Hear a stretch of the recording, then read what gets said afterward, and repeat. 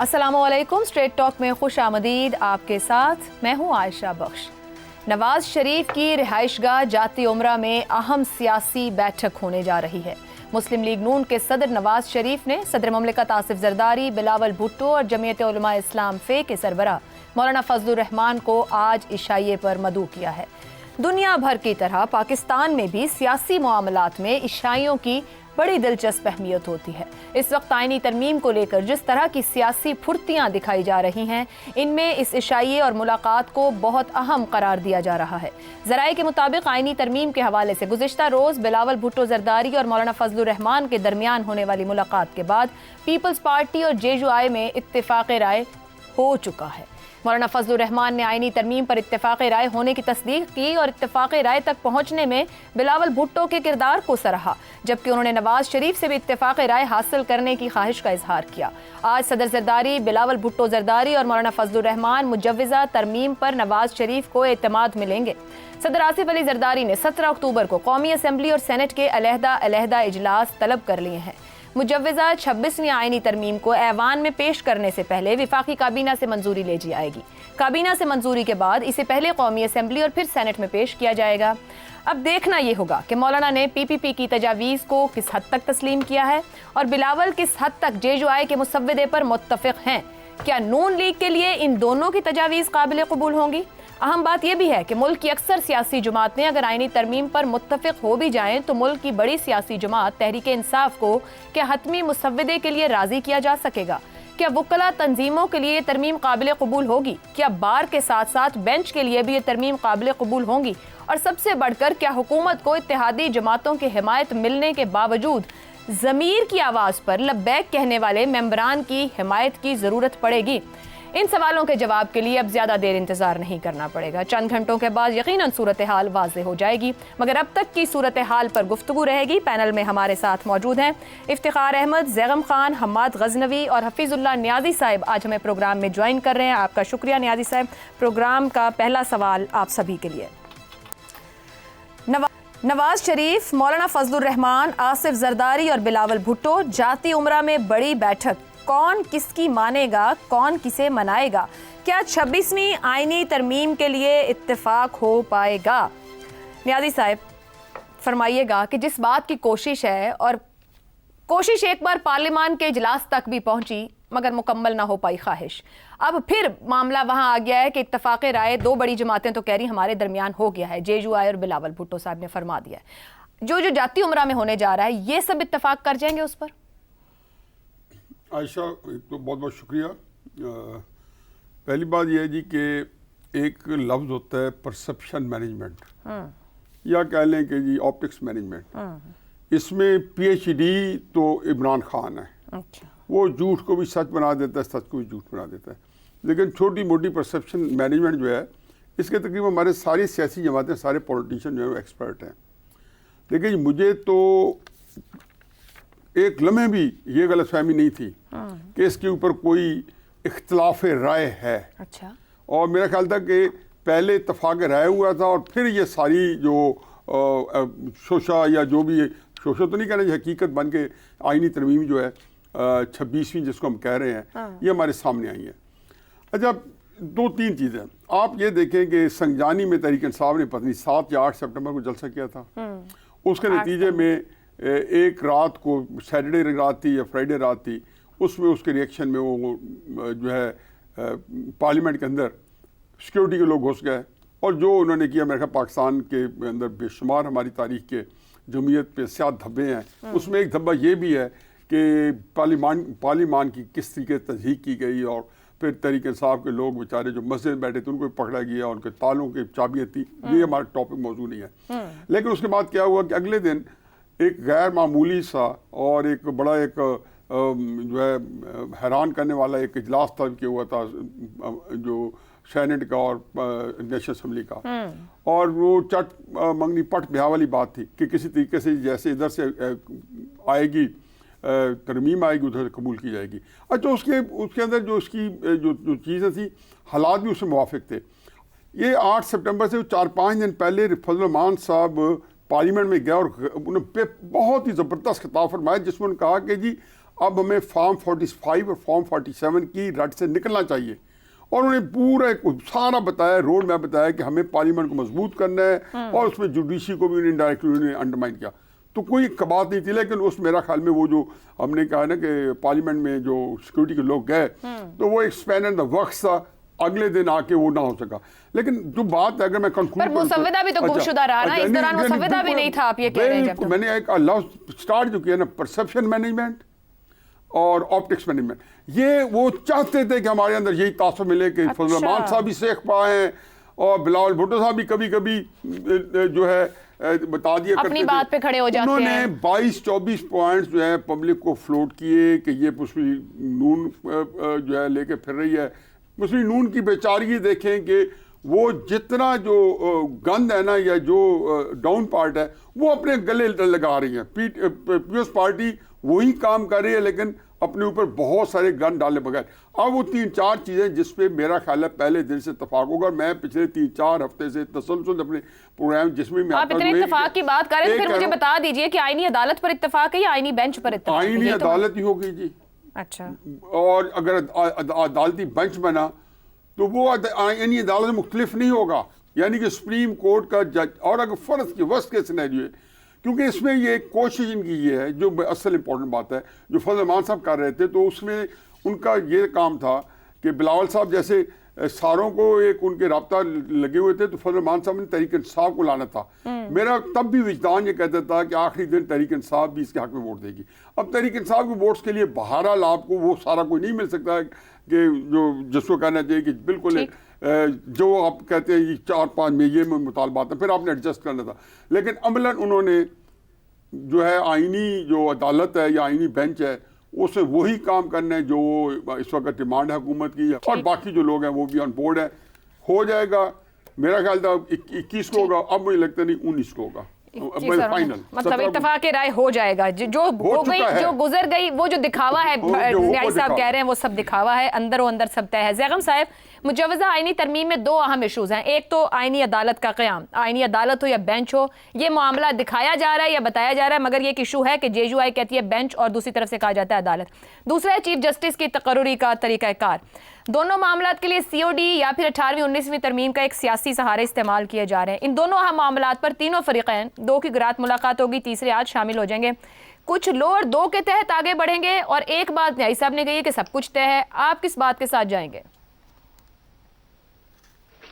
دیکھیے، آئینی بینچ اور آئینی عدالت اس لحاظ سے تو ایک ہو سکتے ہیں کہ یہ دونوں وہ مقاصد پورے کر دیں جو اس وقت حکومتی جو پارٹیاں ہیں وہ حاصل کرنا چاہتی ہیں، لیکن انسٹیٹیوشنل ارینجمنٹ کے حساب سے ان میں بہت فرق ہے. صحیح.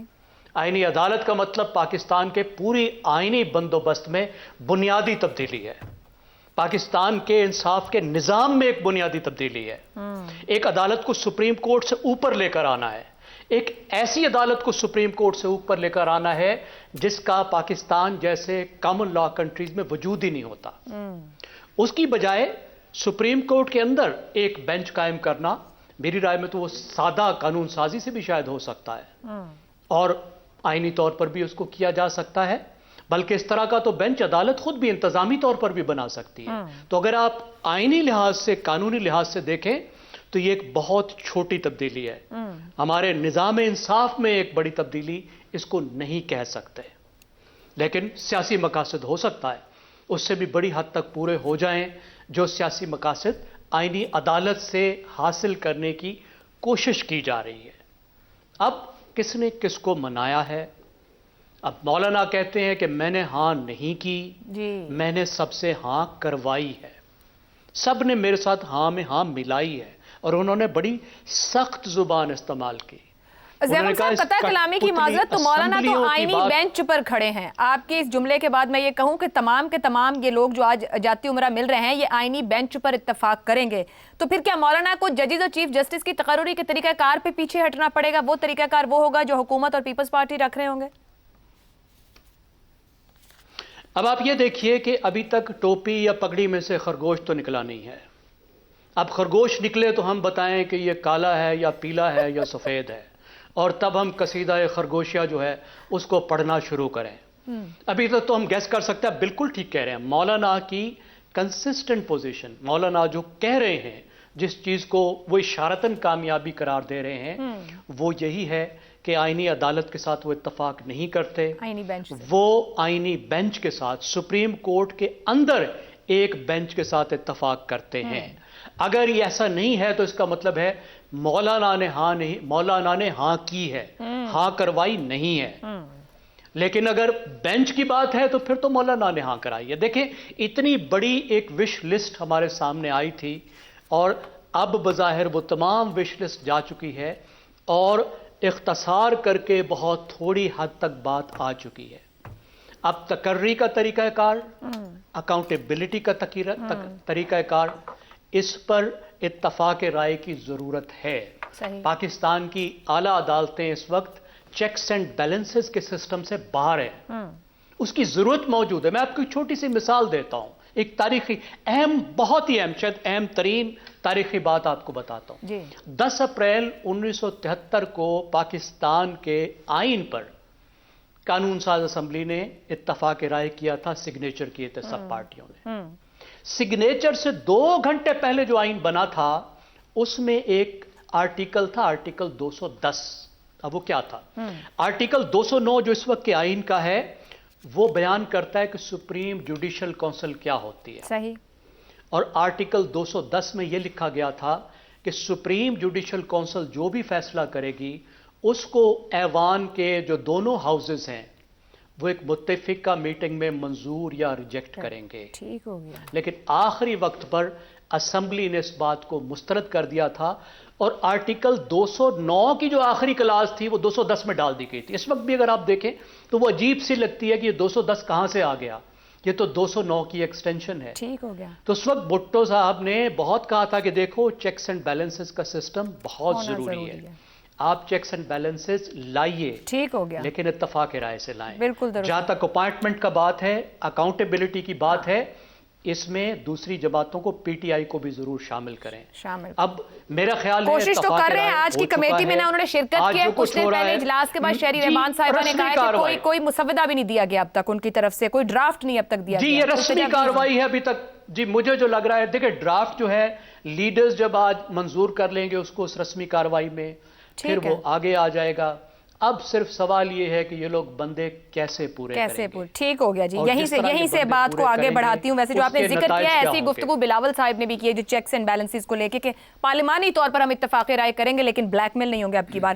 افتخار صاحب, گزشتہ راز کراچی کا اتفاق رائے اور آج جاتی عمرہ میں اس کو مزید وسیع کیا جا رہا ہے. جہاں نمبر پہ بات چھوڑی زیغم صاحب نے, J U I, Peoples Party, Muslim League نون اپنے ساتھ باقی دیگر جماعتوں کو ملا لیں, میجک فگر نہیں ہے ان کے پاس. تو کیا ضمیر کی آواز پر لبیک کہنے والا جو ارکان ہیں ان کا بندوبست ہو جائے گا, کر لیا گیا ہوگا اب تک؟ جب آپ کے علم میں ہے کہ میجک فگر نہیں ہے تو یہ ساری جو کہانی ہم کر رہے ہیں اس کا فائدہ کوئی نہیں. کیوں؟ جب میجک فگر ہی نہیں ہوگا نہیں, مگر اگر یاد پڑتا ہو تو ماضی کی حکومت بھی کہتی تھی, ماضی کی حکومت نے کہا تھا جب نہیں تھا کہ ضمیر کی آواز پہ ووٹ آ جاتے ہیں. جو آپ نے کہا پہلے مجھے اس کو تو جواب دینے کا موقع دیجیے. آپ جو یہ آمریت کا اظہار کرتی ہیں یہ مناسب نہیں ہے. میں نے تو سوال رکھا تھا. اگر نمبر نہیں ہے تو پھر کچھ بھی نہیں ہے. آپ کا خیال ہے ہمیشہ ہی نمبر کی بنیاد پر ہوتا ہے. ایک دوسرے کو گلے لگائیں گے, گاڑیوں تک چھوڑنے جائیں گے. اللہ خیر صلی. افتخار صاحب قطع کلامی کی معذرت, چیئرمین سینٹ کے انتخاب میں نمبر نہ ہونے کے باوجود جی میں نمبر تھا. اس طرح تو باتیں اگر کریں گے تو پھر 1973 کے جو سیدھا سیدھا کہیں کہ نمبر ہے کیونکہ آپ اسی شو میں کہہ چکے ہو جائے گا. پھر اور بہت ساری باتیں آئیں گی. پھر 1956 کے آئین کی بات بھی کرنے کی ضرورت نہیں ہے. آج کا آپ کا سوال اپنا پڑھ لیں. چلیں آج آپ جاتی عمرہ پہ آ جائیں. آپ نے نواز شریف, ہاں ویسے شہباز صاحب بھی پہنچ گئے, وزیر اعظم پاکستان بھی پہنچ گئے. مجھے نہیں پتا کون, میرا کوئی تعلق نہیں ان سے. میرا ایک تعلق ہے پاکستان کی پارلیمنٹ کے ارکان کو پاکستان کے آئین کے اندر ترامیم کرنے کا حق ہے. بالکل درست. اور یہ حق میں تسلیم کرتا ہوں. ٹھیک ہے.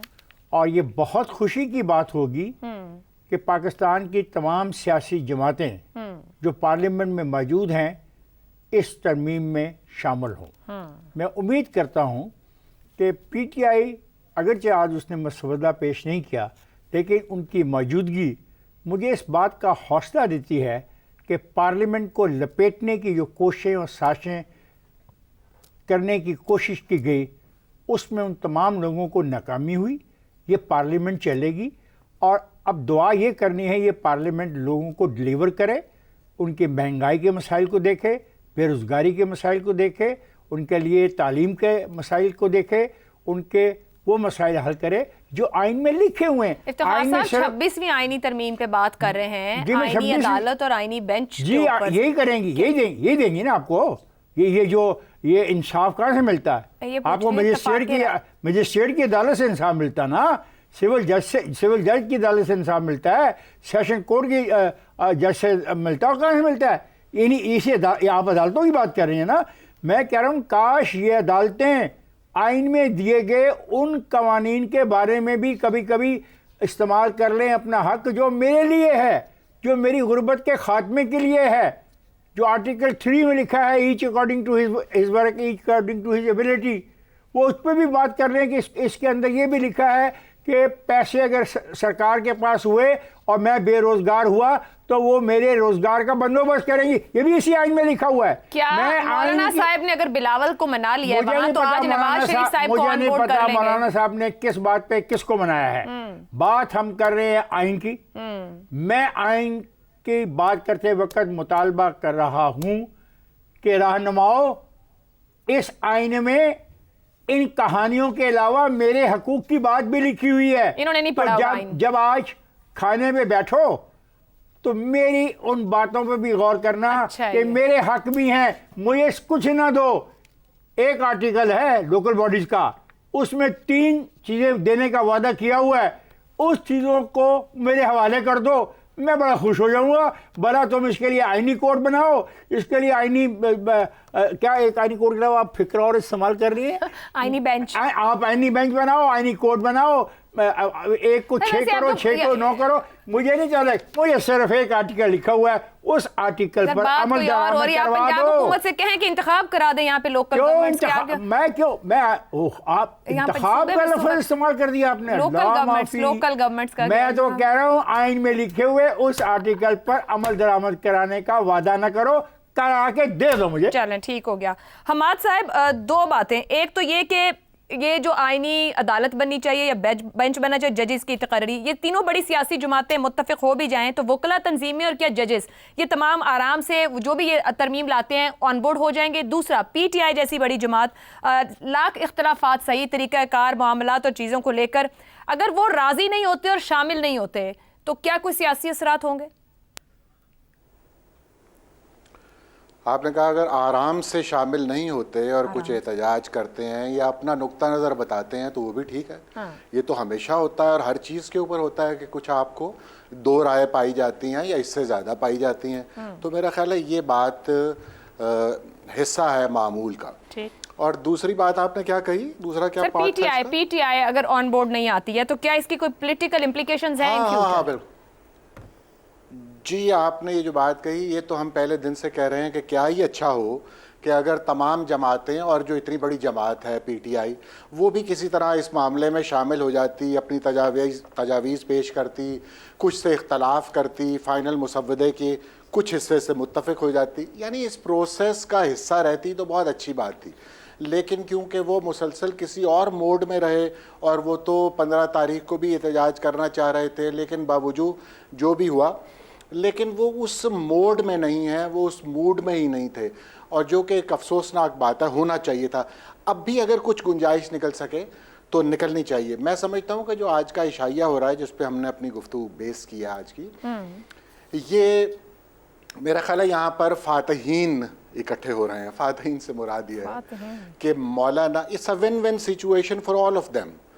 یہ مولانا جو ہیں وہ یعنی انہوں نے ایک سٹانس لیا، ان کی بالغ نظری کی شہرت ہوئی کہ دیکھیے وہ رش ہو رہی تھی ایک ترمیم، لیکن انہوں نے روک لیا، اس کو کاٹ چھانٹ اس میں کروائی ہے انہوں نے، اور اس میں میچورٹی کا مظاہرہ کرتے ہوئے اس میں جو ایک ایمبیشس باتیں تھیں وہ نکلوائی ہیں، اور جو ضروری بات تھی اس پر وہ اڑے رہے، ڈٹے رہے، اور انہوں نے باقی لوگوں کو بھی کسی حد تک قائل کیا ہے۔ یہ ایک تاثر بنا جس سے ان کی پہلے بھی ایک شہرت ہے کہ بڑے زیرک سیاستدان ہیں، وہ شہرت جو ہے اس پہ مہر تصدیق ثبت ہوئی ہے۔ ہی از اے ونر۔ اب دوسری بات جو ہے, دوسرا بلاول صاحب وہ تو ونر ہیں ہی, یعنی ایک واحد وکیل جو سارے پاکستان میں اس کو سیاسی طور پہ لیڈ کر رہا ہے اور آرگیومنٹس کے ساتھ لیڈ کر رہا ہے, اور ساری بات کو یعنی اس ترمیم کو جو اخلاقی بنیاد فراہم کی ہے وہ بلاول بھٹو صاحب نے کی ہے, ورنہ اس کو تو خفیہ ترمیم ہے اور یہ جوڈیشری پہ شب خون مارا جا رہا ہے, یہ گفتگو ہو رہی تھی. انہوں نے سارے پاکستان میں پھر کر اور لائر سے بھی بات کر کے سب کو یہ بتایا ہے, مثالوں سے واضح کیا ہے کہ جوڈیشری جو ہے اسے چیک اینڈ بیلنس کی ضرورت ہے, یہ اس دائرے سے باہر نکل چکی ہے, اور یہ اس کی مثالیں ہیں جب کانسٹیٹیوشن ری رائٹ کیا گیا یا اس کے بالکل خلاف عمل کیا گیا. تو ان کا بھی قد بڑا ہے, یعنی سیاسی حلقوں میں بھی اور غیر سیاسی حلقوں میں بھی. بلاول بھٹو صاحب آج زیادہ سربراہوردہ نظر آ رہے ہیں. اچھا, حکومت بھی اس میں ونر ہی ہے, یعنی حکومت کی تو خیر سب سے بڑی بات یہ ہوتی ہے, بڑی مشکل ہے, آپ نے کہا ہے کہ حکومت بھی ونر ہی ہے. مولانا صاحب کو ونر کر اور بلاول صاحب کو ونر کر کے ہم نے کہا چلیں ان کو بھی دے ہی دیں. سبکی تو کافی کرائی انہوں نے بہت سی کوششوں میں.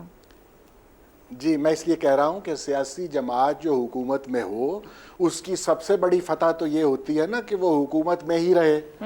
تو ان کو جو خطرات ہیں وہ لگتا ہے انہیں کہ ہم اس پر قابو پا لیں گے, ہمیں جو نکالنے کے منصوبے بن رہے تھے اور جو سازشیں ہو رہی تھیں ہم ان پر قابو پا جائیں گے اگر یہ سارے لوگ اکٹھے ہو کر ایک ترمیم پر متفق ہو جاتے ہیں.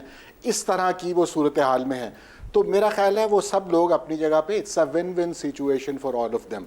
اور جہاں تک امینڈمنٹ کی بات ہے, آپ نے کہا نا بینچ یا تقرری کا کیا طریقہ کار ہوگا, چیف جسٹس کی تقرری کا, جس کے بارے میں مولانا بھی بڑی واضح بات پہلے کر چکے ہیں کہ پارلیمنٹ کا کردار بالکل ختم کر دیا گیا اور یہ غیر مناسب بات ہے. اچھا, بینچ ہو یا علیحدہ کورٹ ہو, ویسے کورٹ کی ہم زیادہ بات سن رہے ہیں لیکن میں ایک تھیوریٹیکل لیول پہ بات کر رہا ہوں. اچھا, میں نے جو چیک کیا پتہ چلا ہے مولانا صاحب کے معاملے پر آن بورڈ ہو رہے ہیں, ان کے قریبی ذرائع یہ کہہ رہے ہیں کہ وہ ان کا آئینی بینچ والی بات ہے اور اسی پر ان کا اتفاق رائے ہے. اٹ ڈیپینڈز کہ ابھی رات کے بعد کیا ہوگا نا. ایک بات جو بنیادی بات ہے وہ یہی رہے گی کہ ایک معاملہ درپیش ہے حکومت کو بالخصوص, اس کا حل نکالنا ہے, اور اس کا حل جو ہے یا تو وہ پینل بھیجیں گے اور اس پینل میں سے چیف جسٹس چنا جائے گا تو اس کا حل نکل آئے گا, ورنہ ایک علیحدہ کورٹ بنے گی. یہ ہم جانتے ہیں. اور یہاں پر کوئی گفتگو جو ہے وہ یہ نہیں ہو رہی کہ کوئی لین دین کی بات ہو رہی ہے. یہ ایجاب و قبول کا مرحلہ آ چکا ہے اور قبول ہے یہ کہنے کے لیے اکٹھے ہوئے ہیں. باقی چیزیں تو حق بار وارہ طے ہو چکے ہیں, جو جہیز طے ہونا چاہیے سب کچھ ہو چکا ہے, سب کچھ طے ہو گیا ہے. اب تو یہاں پر بیٹھ کے اب جاتی عمرہ میں بیٹھ کر سب قبول ہے کہنے کو ہے. حماد غزنوی صاحب کہہ رہے ہیں اور فاتحین ہیں جو جاتی عمرہ میں اکٹھے ہو رہے ہیں. مگر اس وقت حکومت کی جو سب سے بڑی کامیابی ہے, یہ جو دکھائی دے رہا ہے پاکستان کو انٹرنیشنل پلیٹ فارم پہ دیکھا جائے تو SCO کا انعقاد کامیابی سے ہوا ہے, اسلام آباد میں اپنے اختتام کو پہنچایا اور اعلامیہ جاری کر دیا گیا. ہم ایک بریک لیتے ہیں, بریک سے واپس آئیں گے تو بات کریں گے بھارت سے آئے مہمان کے بیان اور خود بھارت کی مشکل کی. اس بریک کے بعد پروگرام میں ایک بار پھر خوش آمدید. SCO اجلاس کے اعلامیے میں رکن ممالک کے درمیان تجارت, امن, سرمایہ کاری سمیت بہت سے امور پر تعاون کو فروغ دینے کی بات کی گئی ہے. بھارتی وزیر خارجہ جے شنکر نے اجلاس سے خطاب میں کہا کہ امن کا مطلب دہشت گردی, انتہا پسندی اور علیحدگی پسندی کے خلاف سخت رویہ اختیار کرنا ہے. سرحد پار دہشت گردی, انتہا پسندی, علیحدگی پسندی جیسی سرگرمیاں جاری رہیں گی تو تجارت اور عوامی سطح پر رابطے کا فروغ مشکل ہو جائے گا. بھارت علاقائی, تجارتی اور عالمی فورمز میں دنیا اور خاص طور پر مغرب کے سامنے خود کو ایک ایسے ملک کے طور پر پیش کرتا ہے جو دہشت گردی پر سخت سٹینڈ رکھتا ہے. اصولی طور پر ایسا ہی ہونا چاہیے, مگر حقیقت کیا ہے؟ کینیڈا کو کیوں بھارتی سفیروں کو ملک چھوڑنے کا حکم جاری کرنا پڑا؟ کینیڈا میں خالصتان تحریک کی خاطر خواہ حمایت پائی جاتی ہے. کینیڈا میں مقیم ہردیپ سنگھ نجر خالصتان تحریک کے ایک مقامی رہنما تھے. ان کو جون 2023 میں کینیڈا کے صوبے برٹش کولمبیا کے شہر سرے میں ایک گردوارے کے باہر گولیاں مار کر قتل کیا گیا تھا. اس قتل کے بعد ستمبر 2023 میں کینیڈین وزیر اعظم جسٹن ٹروڈو نے اپنے بیان میں کہا کہ بھارتی حکومت کے نجر کے قتل میں ملوث ہونے سے متعلق ٹھوس شواہد ملے ہیں. اس تنازع کے بعد گزشتہ سال کینیڈا نے ایک بھارتی سفارتکار کو ملک بدر کیا تھا, جس کے بعد بھارت نے کینیڈین سفارتکار کو بے دخل کیا.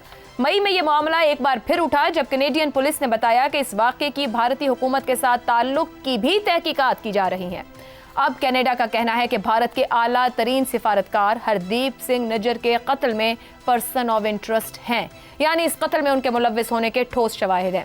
کینیڈین وزیر خارجہ میلانی جولی نے بھارتی حکام کے بارے میں کہا ہے کہ نجر کے قتل میں ان کے ملوث ہونے سے متعلق ठोस शवाहिद मौजूद हैं। भारतीय हुकूमत इन अफराद को सिफारती इस्तिस्ना ख़त्म करे और तहकीकात में ताउन की हिदायत करे, मगर भारत की तरफ से इसका मुस्बत जवाब नहीं दिया गया। इसी मामले पर गुफ्तगू करेंगे। पैनल के लिए सवाल। दुनिया भर को शांति का दर्स देने वाली मोदी सरकार भारत ही नहीं कनाडा की सरजमीन पर भी अमन के लिए खतरा बन गई।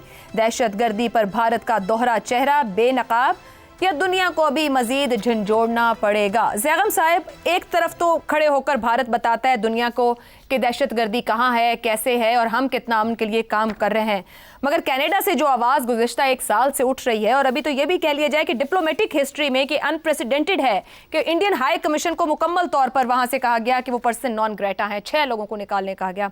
क्या दुनिया रियलाइज़ कर पा रही है इस पूरी सूरत हाल को?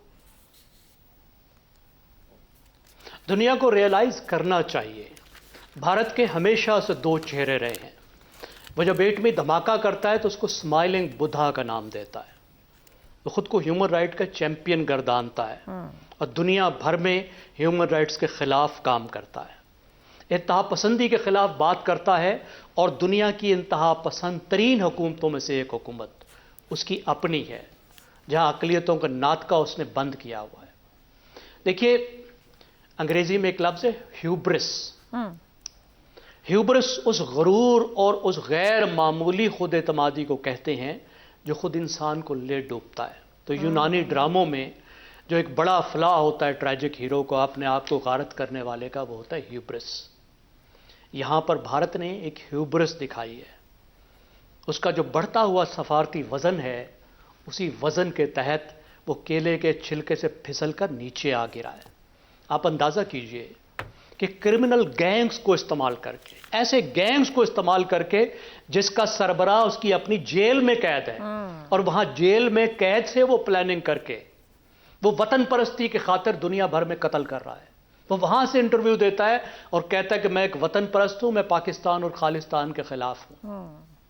और वो गैंग्स जो हैं वो सफारतकारों के साथ मिलकर वो करते हैं जो अब सामने आ चुका है, यानी बशनोई गैंग के साथ डिप्लोमेटिक मिशंस मिलकर गैर मुल्की शहरियों को कत्ल करते हैं, उनसे भत्ताखोरी करते हैं, उनको डराते और धमकाते हैं। और ये कौन कह रहा है? कनाडा का वजीर आज़म, कि भारत ये काम कर रहा है। और भारत की पुलिस ने 6 डिप्लोमेट्स का कहा जी, यानी खाली खुली बात थी, 6 डिप्लोमेट्स का काम नाम लिया जी। और उन्होंने डिमांड की कि 6 केसेस, अपनी हुकूमत से डिमांड की कि 6 ऐसे केसेस हैं जिनके लिंक्स इनके साथ मिल रहे हैं, तो हमें इम्यूनिटी खत्म करवाओ इनकी। और नतीजा क्या निकला? 6 डिप्लोमेट्स को एक्सपेल किया गया, जिसमें भारत का हाई कमिश्नर भी शामिल है। आम ताम डिप्लोमेट नहीं, संजय कुमार वर्मा भी इसके अंदर शामिल है। और कनाडा, अब इसकी इंप्लीकेशंस देखिए, ग्रुप ऑफ 7 का मेंबर है, वो नेटो का मेंबर है, वो 5 आइज का मेंबर है, जो 5 मगरबी मुल्क मिलकर मंसूबाबंदी करते हैं और इंटेलिजेंस शेयरिंग करते हैं। ठीक हो गया। जिसके नतीजे में एक प्लान अमेरिका में नाकाम भी हो चुका है, अमेरिका से भी ताल्लुकात उनके खराब हो चुके हैं। तो एक बहुत बड़ा मेरे ख्याल है अंडा है, it's an egg on India's face.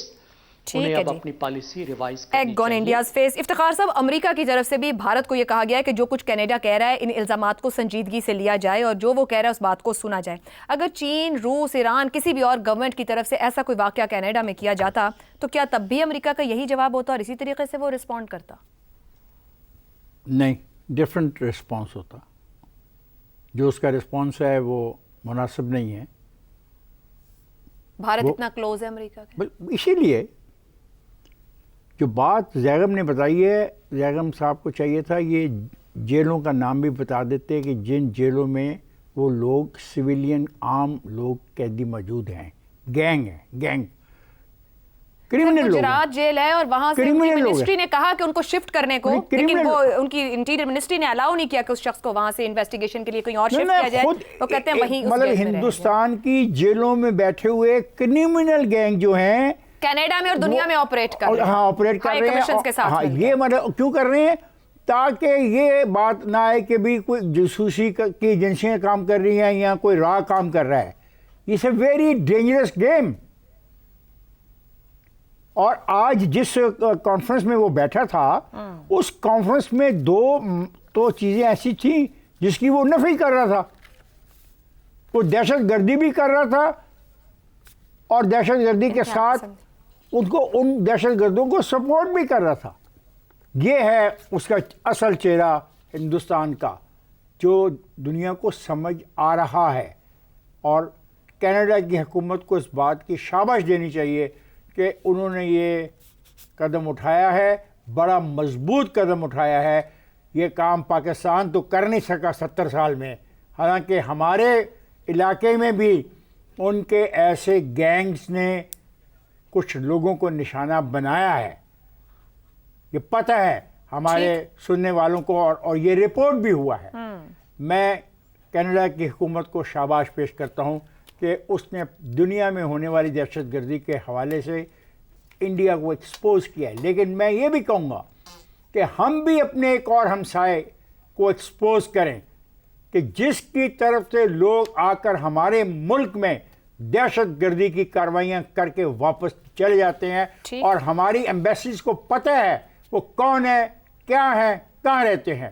ہمیں بھی کسی دن ایسا قدم اٹھانا پڑے گا اور اس ملک کے جو سفارتکار ہیں ان کو ان کے گھروں میں واپس بھیجنا ہوگا. درست ہو گیا جی. بریک لے واپس آئیں گے تو حماد غزنوی اور حفیظ اللہ نیازی صاحب کا پوائنٹ آف ویو سامنے رکھیں گے. نیازی صاحب, اس پورے معاملے پہ دیکھا جائے تو بھارت میں گودی میڈیا ایک اپنا بیانیہ بنا رہا ہے. وہ کینیڈین وزیر اعظم ٹروڈو کو سکھوں کی ووٹوں کی حمایت کے لیے وہ اس کو اس طرح سے پورٹریٹ کر رہے ہیں کہ جو وہاں پہ نیو ڈیموکریٹک پارٹی ہے وہاں پہ سکھوں کی تعداد زیادہ, ان ممبرز کی حمایت کے لیے اس طریقے سے ہو رہا ہے. کیا اس حمایت کے عوض یہ تمام معاملہ ہے, یا پھر کینیڈا اپنی زمین پر قوانین کی خلاف ورزی پر اتنا زیادہ سوال کر رہا ہے؟ میں خیال دونوں ٹھیک ہیں. پہلی بات تو یہ ہے کہ یہ بات تو مان لینی چاہیے نا کہ جو سکھ کمیونٹی ہے وہ بھارت کے خلاف ہے. آپ جب یہ کہہ رہے ہیں کہ اس سکھوں کو انٹائز کرنے کے لیے, اپنی حمایت میں ادا کرنے کے لیے اقدامات لے رہے ہیں, تو اس کا مطلب ہے کہ وہ یہی چاہتے ہیں کہ بھارت کا مخلوق چہرہ جو آپ کا ایک کوشچن ہے کہ وہ سامنے لایا جائے اور ان کے خلاف پریونٹیو ایکشن کوئی نہ کوئی لیا جائے. پہلی بات دیکھیں, یہ ہماری بدقسمتی ہے کہ جس دور میں ہم رہ رہے ہیں, شاید اس سے پہلے بھی یہی اسی طریقے سے دور جو پالیٹکس میں اس طرح گزرے ہو, یہاں پہ لوگوں کے اپنے اسٹریٹجک انٹرسٹ ہے. غزہ میں دیکھ لیں کیا نہیں ہوا, لبنان میں کیا ہو رہا ہے. یہ دنیا کا چہرہ روزانہ امریکہ کے اندر, یورپ کے اندر اس کے اوپر ملینز آف لوگ نکل رہے ہیں. حکومتیں کیا کر رہی ہیں؟ ابھی بھی جب بھی سیکورٹی کونسل میں جب سے 1 سال ہوا ہے غزہ کے یہ جنگ کو چھوڑی, یا جنگ تو کہنے نہیں چاہیے, اسرائیل کی جو اٹراسٹیز ہے یا جو دہشت گردی ہے یا جو اس کا جو ایتھنک کلینزنگ ہو رہی ہے, اس کے اوپر جب بھی ہو تو کہتے ہیں جی حماس دہشت گرد. یعنی کہ ایران کو بھی اسی کیٹیگری میں ڈالتے ہیں کہ جو اسرائیل کو, اس کا مطلب ہے کہ آپ اگلے کا جو اپنے آپ کو ڈیفینڈ کرنے کا جو رائٹ ہے اس سے بھی محروم رکھنا چاہتے ہیں کہ آپ کے پاس اگر ڈیفینڈ کیا تو آپ دہشت گردوں کے اسرائیل کے مقابلے میں. دیکھیں بھارت از نو ڈفرینٹ. بھارت کا تو ٹریک ریکارڈ ہے, ایک عجیب و غریب ان کی ایک ذہنیت ہے. 1948 کے اندر حیدرآباد میسیکر, مسلم میسیکر یا کارنیج جس کو کہتے ہیں, اس کے اندر ایک ان کے اپنے ہی پنڈت سدیپ لال رپورٹ آئی تھی, نہرو نے بنایا تھا. 2 لاکھ وہ رپورٹ کہہ رہی ہے, مسلمان کہہ رہے ہیں 1 ملین. کتنے لوگ ہوں گے حیدرآباد ریاست میں, چونکہ ریاست نہیں تھی. 2 لاکھ یہ سندیپ لال رپورٹ آج بھی انڈیا کے اندر جو ہے یہ وہ اس کو ڈی کلاسیفائی نہیں کیا ہوا, لیکن چھپ چکے, جیسے ہمارے یہاں حدود الرحمان کمیشن رپورٹ چھپ چکی ہے. اگر آپ کا خیال ہے کوشچن کا کہ جو آپ نے باتیں کی ہیں میرے ساتھیوں نے کی ہیں, ہم سارے متفق ہیں, اس میں 4 چیز اور بھی ایڈ کی جا سکتی ہیں. اگر یہ کہیں کہ کنکلوڈ کر کے یہ کہیں کہ دنیا کو جھنجھوڑا جائے گا, تو دنیا نہیں جھنجھوڑی جاتی. آپ کو اندازہ نہیں ہے کہ ایتھوپیا کا کیا ظلم گرایا گیا تھا 30s میں. امریکہ کے لیے سر کتنا مشکل ہوگا. ہیل سراجی کی تقریر میں آج پڑھتا ہوں. نہیں سر, اگر ایک جانب بھارت ہے ایک جانب کینیڈا ہے, امریکہ کا وزن کہاں جائے گا؟ کینیڈا کو پیچھے ہٹنا پڑے گا. پھر دیکھو بہت ساری جگہوں پہ یہ اس طریقے سے پرنٹیشن نہیں ہوگا جیسے پاکستان ہوتا تو پورا لکھا جاتا ہے کہ پاکستان از اے ٹیررسٹ کنٹری. یہ کینیڈا بھی کہتا, امریکہ بھی کہتا.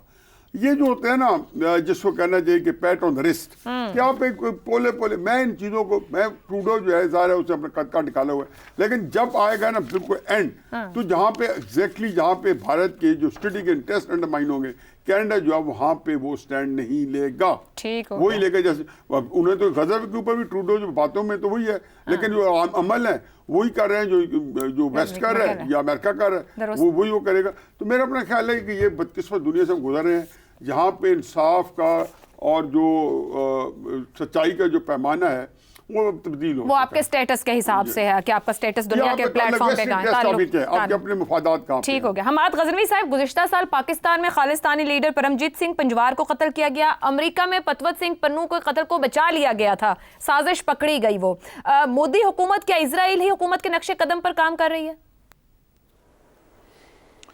یہ دیکھیے بہت سی اب تو مثالیں سامنے آ رہی ہیں، کئی شہادتیں آ رہی ہیں.